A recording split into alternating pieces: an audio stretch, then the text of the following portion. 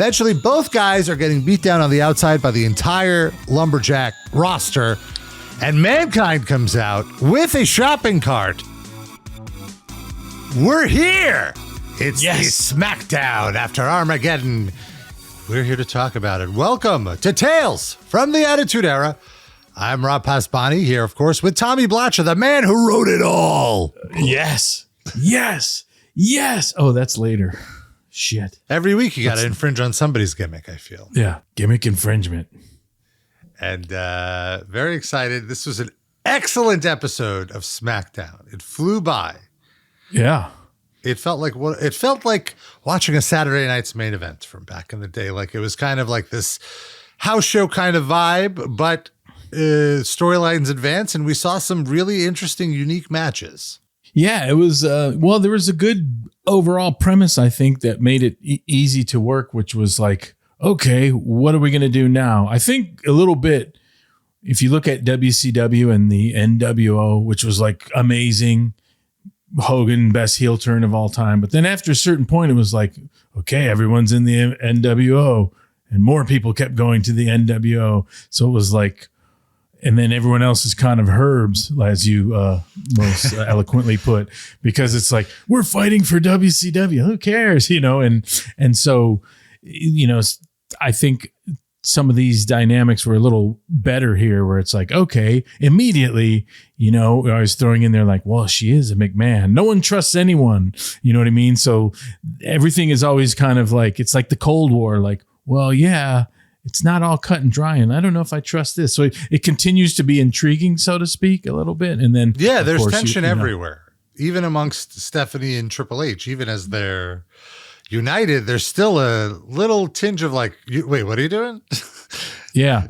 And often, like we said, sometimes what was great, not great, but when like a wrestler gets injured or wrestler's out of it, or when people are out of the picture, it's kind of good, because then you always got this impending doom of like, well, what are Shane and Vince going to do? And they're stewing and they're out of it. So it's kind of like, okay, move this forward. And you always got that like looking around your shoulder, like, well, what's going to happen when he comes? You know what I mean? So I liked it. I liked how intriguing it worked for me.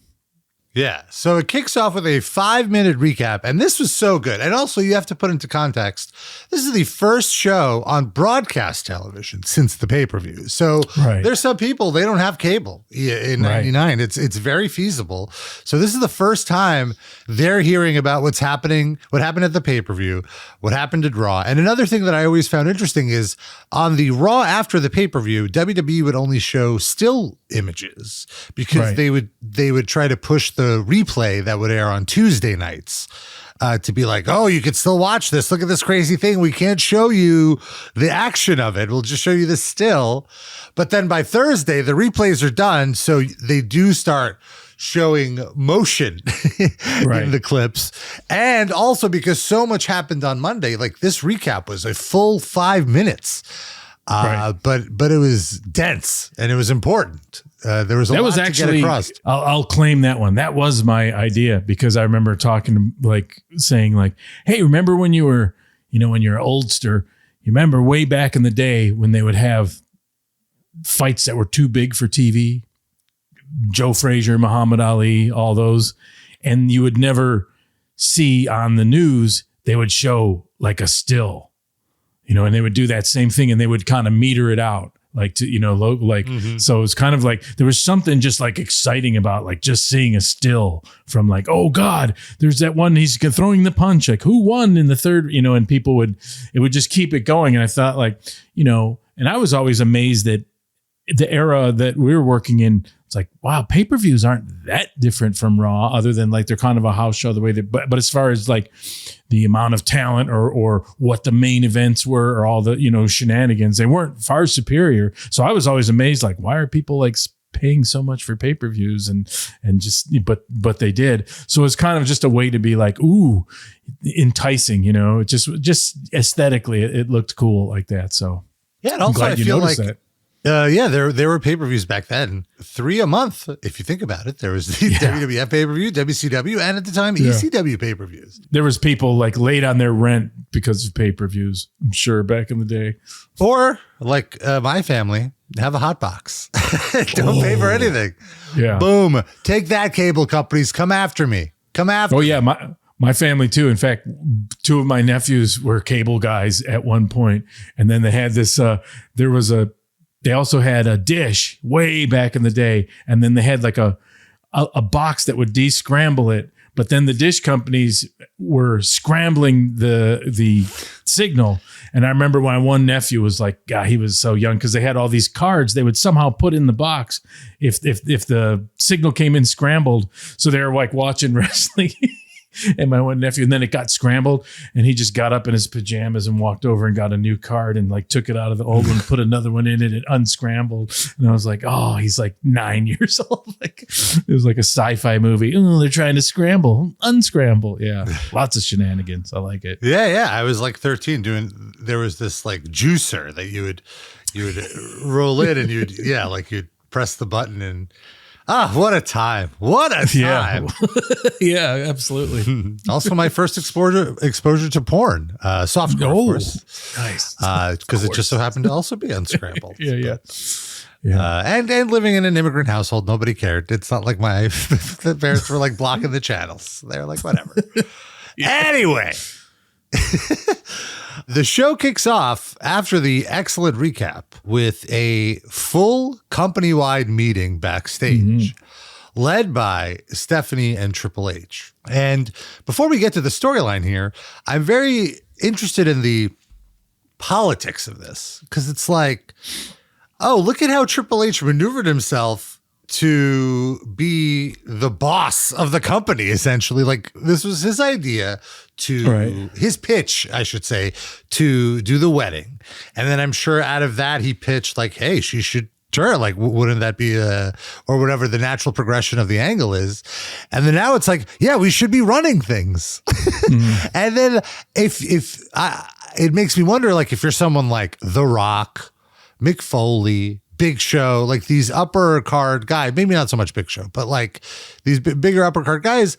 And you're like, wait, like, why is so much focus going on it? Do you know what I said? Like, did you sense any sort of tension or jealousy that he's getting this spot? Not really, because you got to understand there's just week to week to week, there's so much going on. So some people might be like, okay, he's got that. And stuff changed so fast. And also we have the impending doom storyline of like, what about when Vince comes back? So all these people know that like, okay, this will be his time, but it'll be over fast. It's not like real and entrenched. Yeah, right. Like, and also like, what they're, everyone, one thing I noticed out of that meeting was kind of like everyone could be their own established character at once. And it kind of worked, and it was good. Like it was a good segment. Yeah. Yeah. It was kind of the beauty of how they all just like worked off each other. And again, I think there was an overriding good morale factor just because everything was so hot. Numbers were so hot. You know what I mean? So everyone was like, okay, I'll get my time in and I'll get my shit in, you know what I mean? And I think, you could argue, and I wouldn't speak for anyone, but like someone like The Rock or whoever be like, okay, good. Let him do that heavy lifting. And then I'm still going to get my pop and go over, you know what I mean? It's more about like, what about my moment during the thing, what have you. And that makes sense. And a lot of it is too, we talked about in that time of like tweeners, you needed like, it just helps to have that authority in Triple H to make him that kind of heel and to make DX like those kind of like, you need heels and heels became like a little bit of a tricky thing, because you could argue like Austin and The Rock acted like heels, but they were baby faces. So you can call them tweeners, whatever. So, not as much as you'd think, Yeah. And like you said, it is setting up the tension. Like right now you're reconfiguring the chess pieces, right? Because it's setting up this new angle. And I do like this idea how it's not really taking that serious. Like Vince and Shane are like, all right, you know what? We need to get out of here. Like this idea that Vince would abandon his company because his daughter upset him.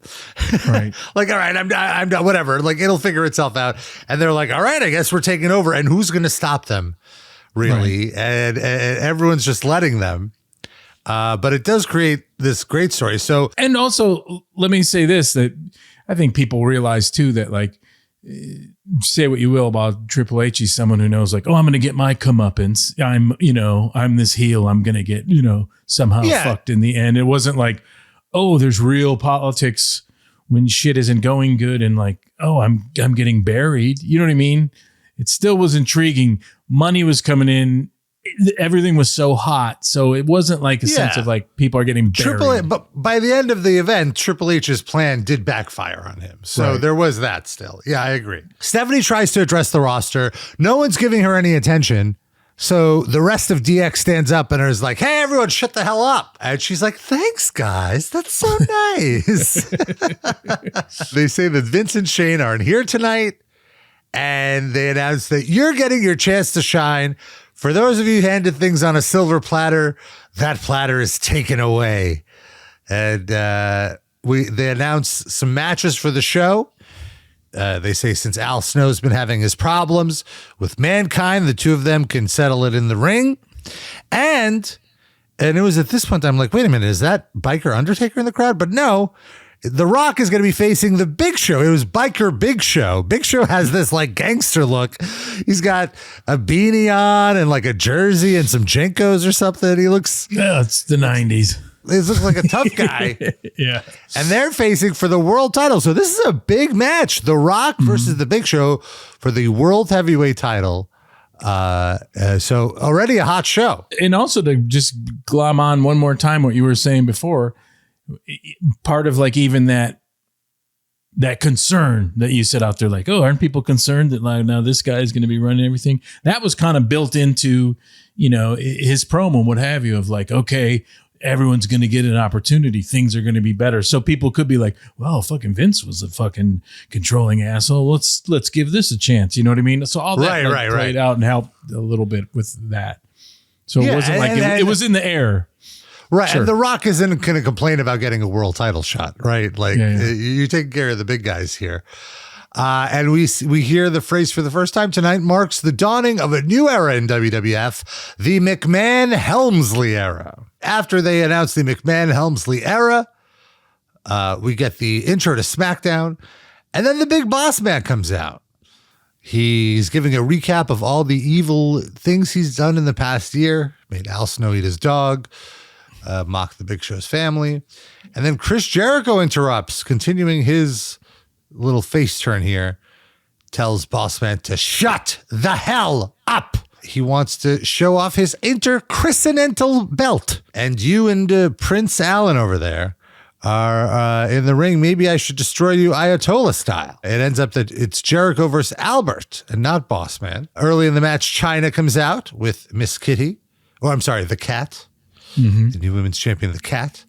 And they're watching from the stage. Interestingly, backstage, Steph and Triple H are watching in their fancy office. Stephanie congratulates Triple H on booking this match. He said he didn't book it. She said she didn't book it. And they were like, well, who booked this match?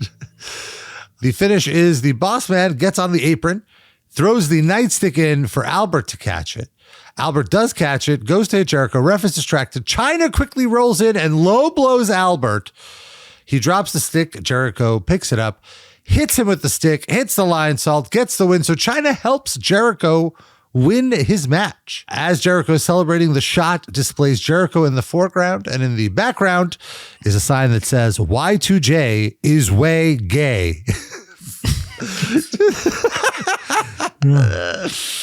And then immediately after, Stephanie asks, why would Chyna do that? And then Triple H says, I have no idea why Chyna does what she does, or most women. And then Stephanie's like, hey, what's that supposed to mean? Building on this tension that we were discussing moments ago, where like they still don't quite trust each other, or they're still just getting to know each other, really. And she takes it personally. She says she's going to go ringside for the next match because she wants to check somebody out. Kurt Angle, he's cute. And Triple H is jealous, and he's like, that ostrich jerky salesman? What is ostrich turkey? I can't remember. I think somehow I do remember Kurt Angle talking about like how ostrich had no fat and more protein than most stuff backstage somewhere. So I don't know if somehow they had a conversation and he did it, or I don't think he actually, or he had some or something. So I don't know. They do remember that. Like ostrich was a thing. Triple H asks, who is Kurt Angle wrestling? Test. After the break, Triple H tells Stephanie she shouldn't go anywhere. He doesn't trust Test. And she's like, can't tell me what to do. She leaves. She's a McMahon. Yeah. Kurt Angle versus Test. They both make their entrances, and immediately Stephanie comes out to ringside, distracting Test. He seems a little upset. I wonder why. Angle, during this distraction, hits some German suplexes. Test, at one point, gets on the apron, on the second rope, rather, and starts using closed fists, and the crowd is counting along. Stephanie immediately tells the ref to disqualify him. Closed fists are illegal at this point in WWF. Test is disqualified. Angle celebrates like he's won the gold medal. And Test is pissed. He starts stalking Stephanie up the aisle, but it's an ambush. All of DX attack Test again. Hurt him out. And then Triple H telegraphs a fist to the nose, breaking his nose again. Yep. Brutal burial. You know, I responded to someone who wrote on YouTube that I was stupid for making a comparison to Dusty Rhodes chasing stuff and Test. He goes, that was just a burial. And I had to agree. And, you know, what sucks is like in real time, if you're there, remember, you still have like plans for Test. And I think probably Test in everyone's mind hadn't paid dues. So, you know, you have a plan for the future of like, okay, he's going to come out of this, you know, sure, he's being herbed out in your words. Now that it never came true and shit went bad, this looks just like they're burying him on the spot. It wasn't really the case. It was more like, let's just keep him down and like one day maybe, you know, he'll emerge. It wasn't like just like, okay, fuck him, he's out of it, which now it seems like that in retrospect. So I had to agree with that person that wrote it. Like, yeah, sorry, that was dumb of me to like, it's like Dusty Rhodes, like not quite, but well, you know, sometimes it hurt. The intention, there was a negative intention on your end with him. You weren't intentionally trying to bury him. It's just he was in the position to be the DX herb of the moment. Well, yeah, but also he was like, you know, respected. He was a big fucking guy, had great looks and stuff. I think for the most part, maybe there was some stuff about like, hey, guys shouldn't come out right on top and slide right in.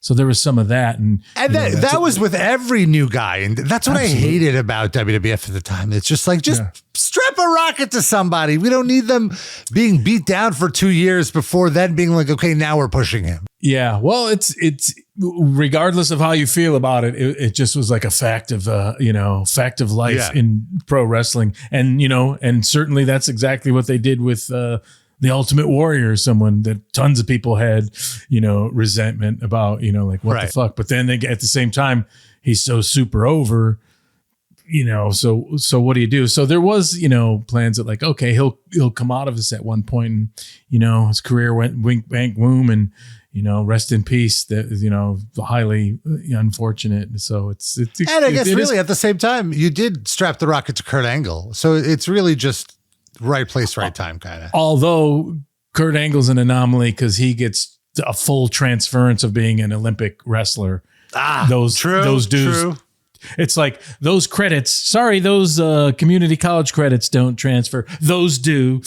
Right. Those credits completely transfer. Being Motley Crue security doesn't quite as transfer as much as Olympic gold medal. Fair enough. Continuing this idea that they're trying to book something unique and interesting, Stephanie and Triple H.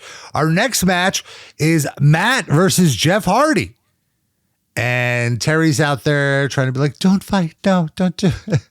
I think, honestly, this is the best version of a Matt versus Jeff Hardy match I've seen. I remember they had a big WrestleMania match, which was a dud. They had like a quote unquote blood feud, which I always felt like whenever they had their big matches, it never delivered. But this was good. This was like an exhibition. Yeah. I really enjoyed watching Jeff here. You could see how much Sabu influenced him at the time because he's doing kind of the Sabu moves in WWE. Like he does the moonsault with the springboard moonsault. I guess Hayabusa probably too is inspiring him, but it's just so cool to see this stuff seeping into WWE. Yeah. Initially they're like, oh, we're just brothers, we're wrestling, but then competition gets the better of them and they each angrily take off their shirts and like, oh, now we're into it. And Terry tries to come in and be like, no, don't fight. Nothing like brothers fighting. Always intriguing. Yeah. And Jeff attempts a 450 at the end of the match. Looks beautiful, but he misses, hurts his leg. Matt grabs him and does a sleeper DDT, a very unique sleeper DDT for the win.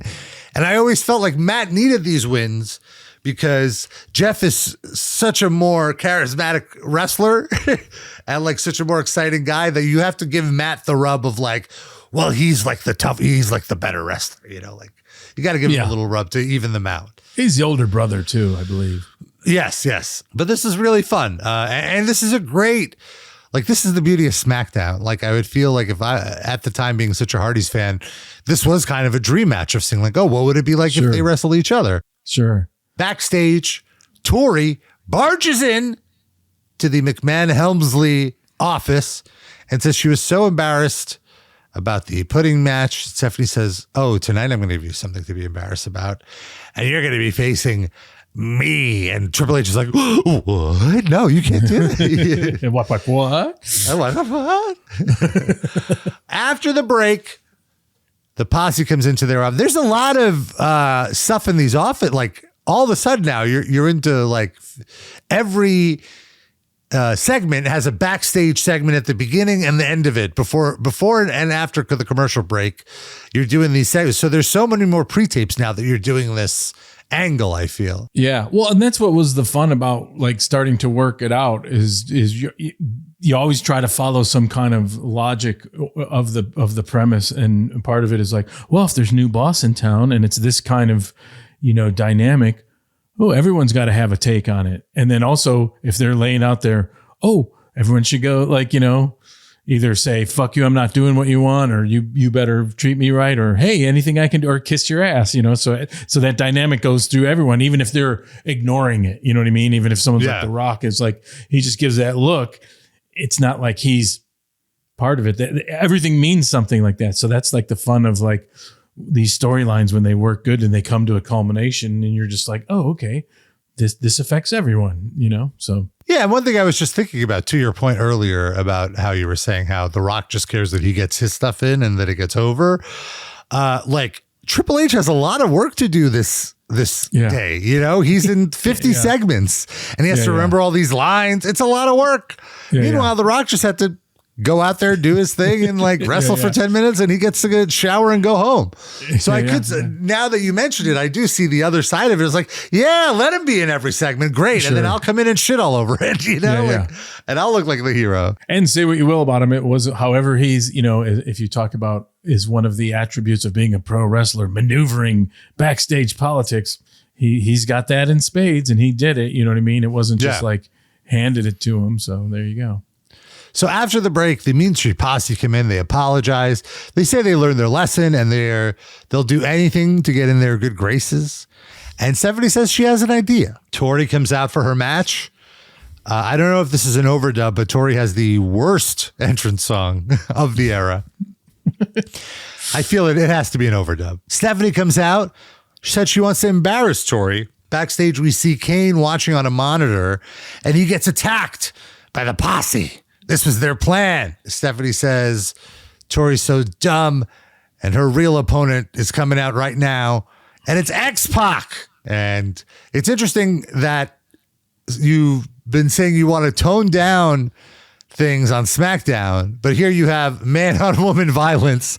And not only that, the first spot of the match is Tori's in the corner and Triple H is holding her by her hair as X-Pac shoves his crotch into Tori with the Bronco Buster. Like, yes, in retrospect. Although I will say this, in that era and just how, China is just an opponent at a certain point And even, Tori with her physicality and X-Pac, it doesn't really smell of like, oh my God, they're dragging, a helpless woman around the ring. It's like combatants, you know what I mean? So those rules, it doesn't quite, even though Tori and X-Pac most do definitely probably put it as it's man. What are you, Phil Mushnick? It's man on woman violence. Well, I'm just saying, I'm not saying I wasn't, I guess I was a little uncomfortable with it, but it's not like I wanted to turn it off. But I'm speaking from the perspective of your critics, how they would see it. Especially because you're getting all this heat now from the Parent Television Council. Sure, but this is like needling them. It still fits into everything when you look at it. It's like, it's not cool. You know what I mean? That would be stretching. Yeah. You could argue that Tori and X-Pac have relatively similar builds. X-Pac is certainly bigger than her, but or stronger than her, but they're relatively the same height. Anyway, I'm not exactly sure of that. And that's slight against X-Pac. Jesus, you look at her. I mean, it's gracious. I wonder what happened to her. X Factor for the win. Quick match. Kane grabs her, carries her out of the arena. Backstage, the posse asks if they did a good job. And Triple H says, obviously they didn't do a good job since Kane is still walking. So as a reward for all their help, they get a rematch with the Acolytes. And they're like, wait, what, a reward? That's not a reward at all. It's funny. The posse is on talking before about people just sliding into a top spot. The posse got it because they're almost like real life friends of Shane, and people are, what the hell? So they are on the accelerated dues paying program. And this is, but they were great. It was so fun. I like work with them a lot, and everyone was happy to be like, you got a lot of shit to do today. You got this, that, and then you get destroyed by the Acolytes. So, that's yeah, like exactly. Like they're paying their dues, getting their asses busted. And I don't know if it's a good thing to be in a match with the Acolytes, especially the match that they had. Backstage, Al Snow is talking into the DX locker room and saying that he appreciated their plan and that he's going to, take Mankind out tonight. And it's Al Snow versus Mankind. It's a hardcore match, we learn. It's a Falls Count Anywhere hardcore match. And again, I think this is brilliant. This really shows Mick Foley's brilliance here because he's clearly working very hurt right now. And while it is a hardcore match, it's more of a plunder kind of match. Like it's more comedy. He's not really doing too many hardcore spots until we see he just has to throw in Al Snow giving him a suplex on the stage. Like he just needs that. He can't help it. He's an artiste. Yes, of course. Yeah. Very fun action. This is like my favorite kind of hardcore match because I feel like this is a family-friendly match. Like everyone can like laugh along. It's very farcical. Al Snow grabs a bowling ball. He's about to throw it at Mankind when Mankind grabs a pair of tongs and grabs Al Snow's crotch with the tongs. Yes. Al Snow is super selling, and then Mankind has Sacco and the tongs. He's double fisting. Got a double fist of Al Snow. Great visual. And Al Shades Snow of Japan. Yes. I'm sure it's some things they picked up in Japan. I think I've seen quite a few tong crotch grabs in Japanese matches for some reason. Absolutely. And then, of course, Al Snow's in the corner. Of course. The dreaded tongs.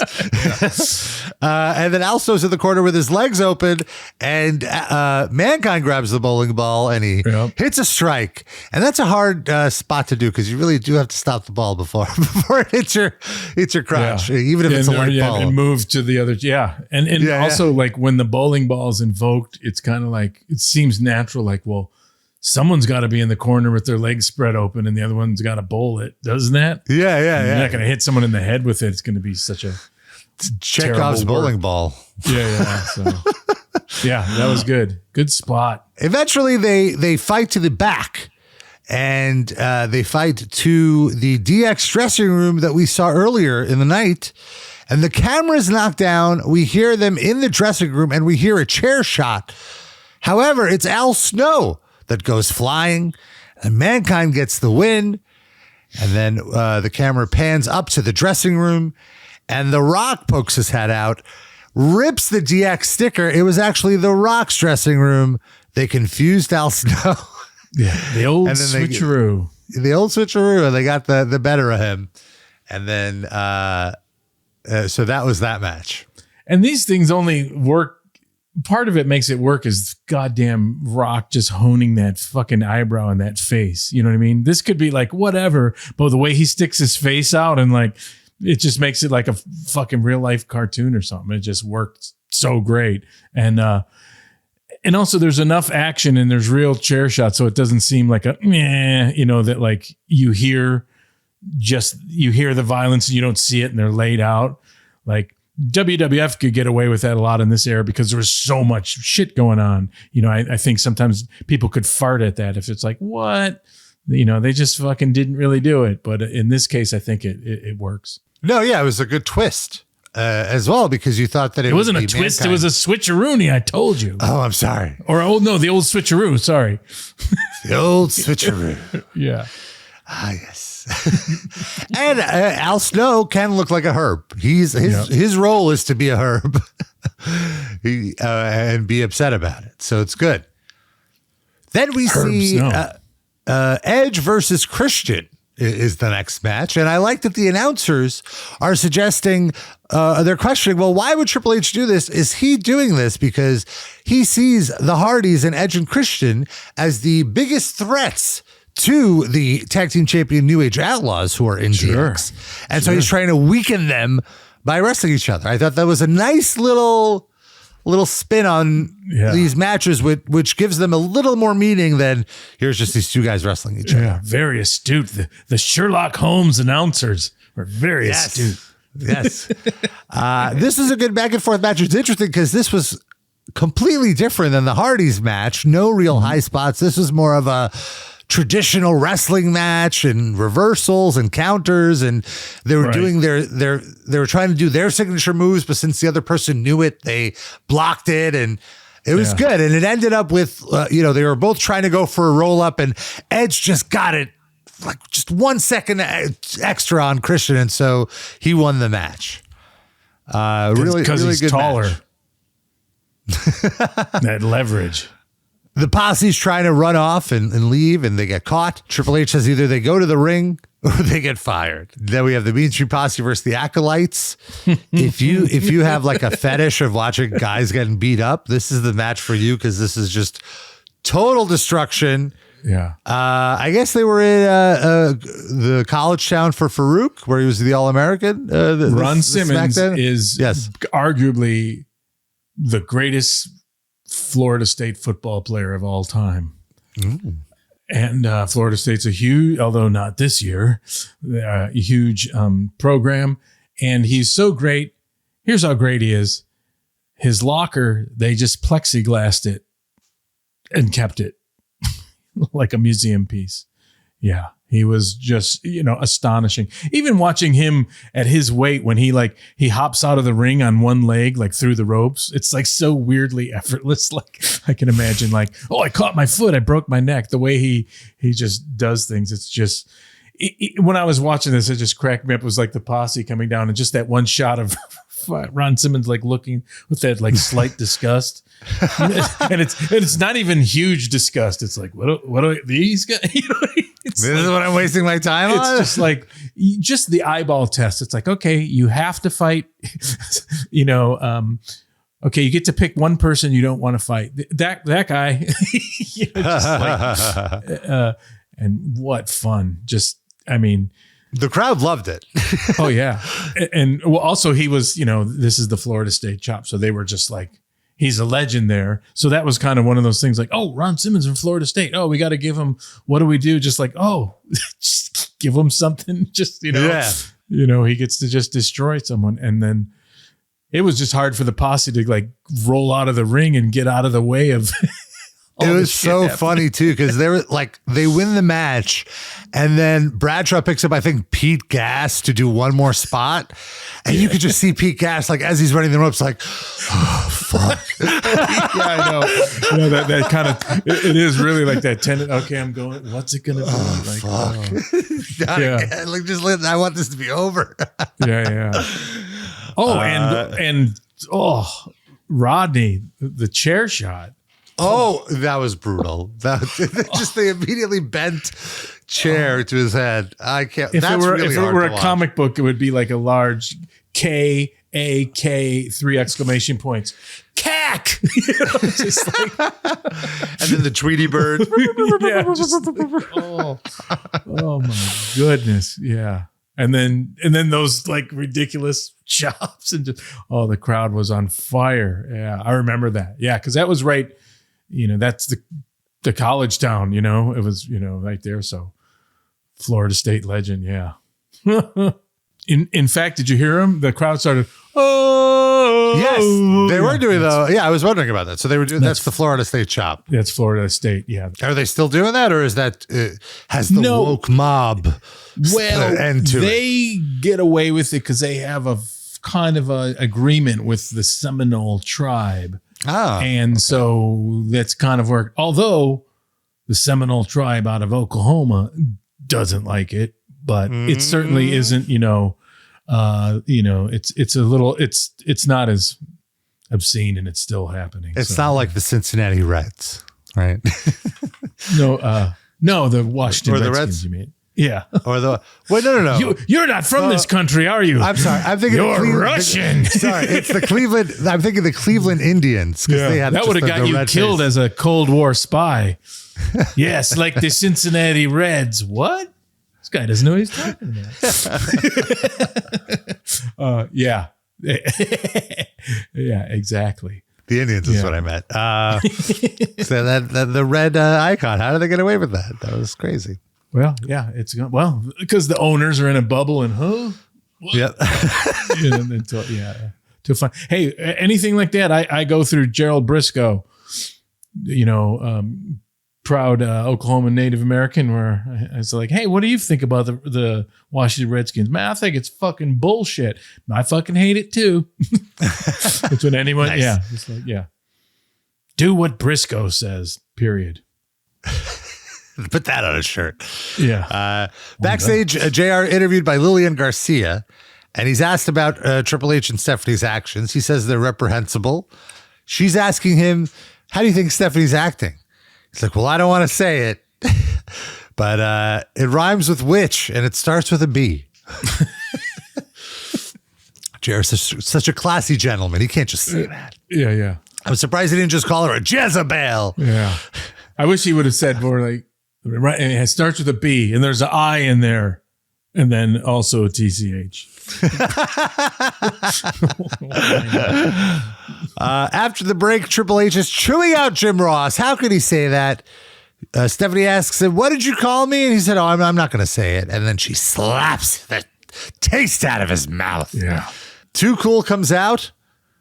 This is where Jerry Lawler does another attempt at the Steve Austin doll. WWF Wired Steve Austin doll. Yeah. And it's a pre-tape, so you can actually hear him. And I busted out laughing when you could hear go, well, you got to get your computer, son. Yeah, you got a computer, son? Oh, my God. Gewurz and I just said that all the time. Hey, you got a computer, son? All you got to do, MS-DOS. You got a spreadsheet of rants. Oh, download. I can imagine just the arguments of, what? You got to keep paying for this? Yeah, I need $6 to download Steve Austin saying, but I don't have, he wants to stomp a mud hole in my ass yet. Oh. Yeah. So ahead of the game. Yep. But like the first prototype's a failure. Reminds me of some crazy fighter jet. It was ahead of its time, but this one went crashed. So not good. And you said they're $25 on eBay. They're not even like super valuable. They're not even anything. You can get it cheap right now. Obviously can't download any of the sounds, unfortunately. Those are unavailable. Lost media, as they say. Yeah, lost media. You got a CD-ROM, son? Oh, boy. I actually don't anymore. Those are even passe. Yeah. No, I don't have one. I guess maybe my old PS4. You do know we can hear your thoughts right now. And whoa, I'm doing a podcast. And they're pathetic. Fair. All right, so we have Too Cool and Rikishi against the Hollies and Viscera. This is playing off the match from Armageddon where Rikishi and Viscera faced the Hollies and they did not agree with each other, leading to tension. Interestingly, they don't have their branding quite figured out for the worm yet. Jerry Lawler calls it the caterpillar, and Michael Cole corrects him that it is the centipede. It ends up being neither of those things. Yeah, I don't know what that was all about. I thought it was always the worm, but I don't know. Yeah. I don't know. Well, it took a while until he got the WORF, like it took a while to evolve to that. It's called organic evolution. Yes. Branding. Well, we're watching it week to week. Yeah. Viscera accidentally splashes Hardcore Holly. Viscera decides he's done. He leaves. Rikishi gets the easy bonsai drop victory. And it's time to dance. Michael Cole lets us know that Rikishi is getting jiggy with it on Smackdown. Yeah. Which was a very timely phrase at the time. Well, it always is fun, like a white announcer type thing. And he's proceeding to get jiggy with it. Yeah. Good humor of the time. I forgot to mention that after Test got his nose broken backstage, Briscoe and Patterson were helping him with the doctors, and Triple H was so pissed that they were helping him that they announced tonight Briscoe and Patterson are getting back in the ring facing the New Age Outlaws. And I knew this had your fingerprints all over it. I knew you were the one that booked this. I always love, I could watch, they should have had their own show, The Stooges, as far as I'm concerned. Yeah. So it's just a complete weakness, but it also makes sense of the like, hey, you're trying to fuck over all the other tag teams and you're going to give these guys an easy run, but did it turn out to be like exactly that? We'll see. So, and also they are like Vince's number 2 guys. So this is true. There's an obvious tension here with them. Like, so he wants to punish them. And I also like that while the Outlaws were mocking a little bit, they were also giving Patterson and Briscoe their due, saying Patterson was the first Intercontinental Champion and Briscoe's a shoot wrestler. So we can't have too much fun. We got to be careful. Right. And it's sure enough, the Stooges come out. They come out to Real American, which is a great bit.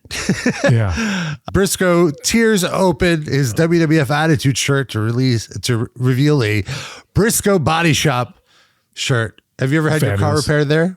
I have not. I have never had any car trouble in Florida. So, but I certainly would have. I would have been a pleasure to have been overcharged by the Briscoe brothers.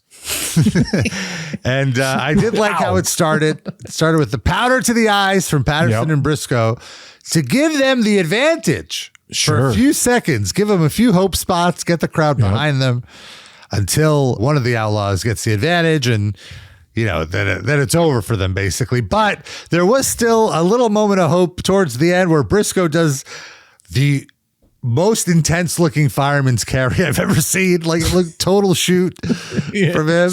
But the Outlaws eventually win. Yeah. The Rock versus Big Show. It's the main event. Triple H and Stephanie come out immediately and announce it's a lumberjack match. All heels, the entire heel roster up and down the card. Come out. And this is interesting because sometimes when they do the lumberjack match, it's all the scrubs, but this had everyone, Kurt Angle, the Dudleys. Or sometimes one of my favorites, I've seen a couple live way back in the day. It's like everyone, but you see like, especially a house show, like, a lot of these guys are like, fuck, I wanted to be, halfway to the fucking next town by now. And they're out there just kind of like meandering or talking or fucking with the crowd, or which is still enjoy, Yeah. Triple H is set for watching from like a lazy boy on the stage with Stephanie sitting on his lap, which it's like, how could they have not ended up together with like how close they're being? And they're shooting 50 segments. They're just hanging out all day and like playing lovey-dovey. How could it not end up something? Pretty hot match. I like that Big Show is just doing a kip up and drop kick in every match now. Looking so good. Big Show looks tired here in general, like with the grind, with being the world champ. At one point, The Rock had the pin and DX get on the apron, stop the count. Rock hits a rock bottom and he's about to win, but Billy Gunn literally gets in the ring and pulls him off, throws him to the lumberjack. Rock gets beat up, rolled back, choke slam. Big Show gets a pin. He gets pulled out of the ring, beat down. Eventually, both guys are getting beat down on the outside by the entire Lumberjack roster. And Mankind comes out with a shopping cart, which is the great equalizer, all the weapons in the shopping cart, and they dispose of the heels. Triple H and Steph are on stage looking very upset. And to send the crowd home happy, Viscera rolls in the ring. Rock gives Viscera a rock bottom, and the People's Elbow made the crowd absolutely explode. It was crazy. Yeah. And that's how the show ends. Great ending to the show.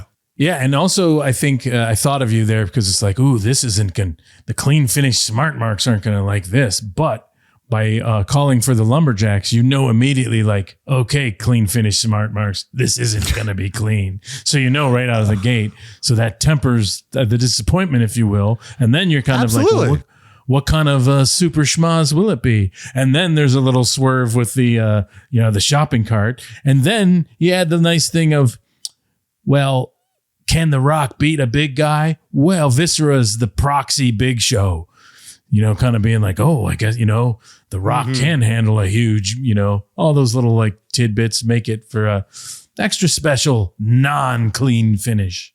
Absolutely. Yeah, I had no problem with this. And I was not expecting it's because obviously The Rock can't lose right now. He can't take a pin. Right. And you're not going to do the title change. Triple H wouldn't allow The Rock to be the world champion in this scenario. So I wasn't going into this expecting a clean finish. So yeah, like you said, you really set it up to not disappoint the audience.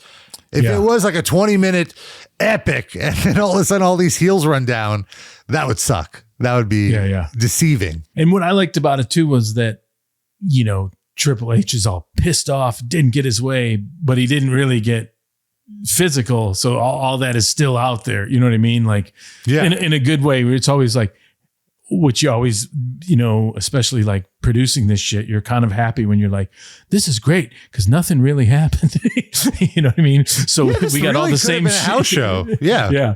This the same shit's happening. Everyone's happy. It's exciting. Things move forward. But nothing really happened. No one, you know what I mean? No one got like stopped, buried, or what have you. So, good pace of business. Also, Triple H is still injured. only because of the future. At that time, you didn't know. You'd be like, oh, fuck. Right. He's got to get his comeuppance. He's fucked. He's, and hey, say what you will. Being on the hottest fucking show in the history of the fucking business at the time, you're being fucking manhandled by 6 guys and you're bloody. It's not exactly herbed as we can now in our great hindsight retrospect, if you know what I mean. Yeah, sure. You didn't sound too convinced with that. Sure. You sounded like you were just trying to appease me. Like, yeah, sure. No. Anyways, next Sure, stuff. Yeah, no, Test isn't herbed. No, I do get what you're saying though. He is still getting national exposure and eventually he gets his moment. I promise. Test is herbed. Test is herbed. Test is herbed. I do want to quickly talk about Sunday Night Heat because it's the Sunday Night Heat. To follow this, so much stuff happens on Heat. And underrated. We got to go through all the Heats. What the fuck? Yeah, we got to go back. You got to go on. You sent me the one on YouTube, and I'm like, oh fuck! There's all kinds of shit happening on. Yeah, on it seems like all the fun stuff. You're like, oh, we couldn't get to this on SmackDown. Throw it on Heat. Well, Heat's pretty fun because, like I said, quite often it was like, okay, there goes the production meeting. There's Michael Hayes. Like, let's get the yellow pad out and fucking do Heat in 10 minutes. And everyone kind of got to do, they all stepped up and did what they want. And it's like, yeah, get on the mic, say some shit. You know what I mean? It was like, hey, how about this? It was very loosey-goosey. And at the time, Heats were getting 4s, in the ratings. And so, people weren't like, oh, fuck, Heat, and there was a lot of interchanging. And also you got to use things from Heat in later, as I would always tell them, like later video storylines, things popped out of Heat, you used, everything was mix and match. So yeah, they were fun, fast, and often really great. And also, I feel like, how we were watching Too Cool get over and we're like, wow, the crowd is really behind them. That's because we weren't watching it, but they were on Heat every week doing the routine, like hammering it home. And like you said, Heat got a 4 rating. Everybody watched Heat. So people would pay attention. This week's episode started with the Big Valboski And he says, the Big Valboski and Haley's Comet have a lot in common. You can see both of us coming from miles away. The only difference is, while the Comet only comes once every 97 years, the Big Valboski comes on command. Yeah, I love that one. Just like, wait a minute, let's break that down. Yeah, like, so that's a lot. I can see you ejaculate from miles. And then on command? On command, yeah. What kind of like weird parlor trick is that? Yeah, like where is it stored? I know. On command. That's just odd. And then so he's facing Steve Blackman. As Blackman is coming out, we learn that there was an angle developed on Jacked. The other show, the other, which in New York, I remember Jacked was WWE New York. It was advertised as. We didn't get Jacked. Really? WWF New York? Really? WWF New York. Yeah, it was rebranded. It was on WNYW 55. And it was just a special version of Jacked for the New York market with voiceovers like, hey, we're here in New York. Well, like it totally catered to the New York. Because I was thinking about it. I remember like seeing these, non-consequential matches in the Raw arena. And I'm like, where was I watching that? And this all came into focus. Wow. That's probably like a strange holdover. Cause back in the day, they called it like, they would send the tapes around. So if you often would watch, it was funny. As a little kid, like I would go to my cousins in Pittsburgh and they'd be like, oh, Detroit's the wrestling capital of the world. No, Pittsburgh, every region had its own, belief that it had like the top wrestling when you're like a little kid. But also you'd see matches like, because if someone was coming to your territory, they'd be from somewhere else, but they wouldn't really tell you, or they'd fill in like little spots in little interviews, obviously, and then your announcers would take over. So it's probably like a holdover from that in New York. I didn't know that. It was odd. There was also another show called Metal at some point. Remember that? Yeah. Metal. I guess it was Jacked and Metal. Then one of them became Velocity. Yeah, and then there was, what else was there? There's Superstars of Wrestling that fucking of course, Wrestling years. Challenge, Wrestling Spotlight, All American Wrestling, The Action Zone, Live Wire. Action Zone. Yeah, Live Wire. Yeah. Incredible. Yeah. So anyway, this whole match was to continue the Kurt Angle and Steve Blackman feud. Angle on Jacked grabbed Blackman's nunchucks and hit him with them, giving D'Lo Brown a victory. And that's a very similar finish here. Boy, that was the time. Like, Heat's got a 4. Let's start pumping up Jacked. Hold on. I've got Angles on Jacked. Yeah. Oh, I didn't answer your call. I was answering stuff about the XFL. What? Jesus. Backstage, Mark Henry's trying to get Godfather to be his tag team partner. Henry's apologized. He said he had his problems. Godfather's like, come on, man, you like messed me up so bad in previous weeks. We talked about this, I think, last week. We were like, why would Godfather want him to be his partner? And Mark said he's focused. Godfather's not convinced. Then we see a Crazy Town music video for Toxic, recapping the events of the week, which I thought was very interesting. Yeah. This cross promo stuff. Mark Henry is backstage begging Godfather again. And finally, Godfather relents and allows him to be a tag team partner. We have the Headbangers defeating Gangrel and Midian. This was just a nothing match. Then we have one of the first appearances of Jonathan Coachman on WWF television. That's right. Straight from ESPN. Tells the Dudleys they're facing Mark Henry and the Godfather. And I see that this is the birth of the Bubba Ray Dudley Mae Young feud, because they start doing Mae Young is so old bits as we get to commercial. And she gets him with her flask. Yes. Mae Young hanging out with the hose. She's drunk. She's giving the hose advice. Don't show too much skin. This is a family show.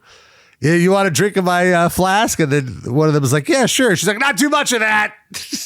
You don't want to get drunk. D'Lo defeats Taka Michinoku with Funaki. I did not realize that Kai and Tai were still on the roster.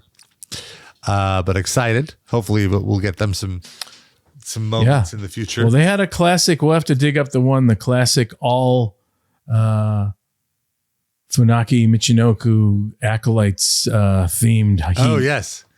That was one of my we have favorites. to look up which one that is. During the break, Mae Young still with the hose. She's having a lot of fun here. She says they can have any man in the world they want, but they better stay away from sexual chocolate. He's mine. Do you hear me? And then she really gets up in one of their faces. Yeah. A bizarre angle. One of my favorites. Dudley's take on Mark Henry and Godfather.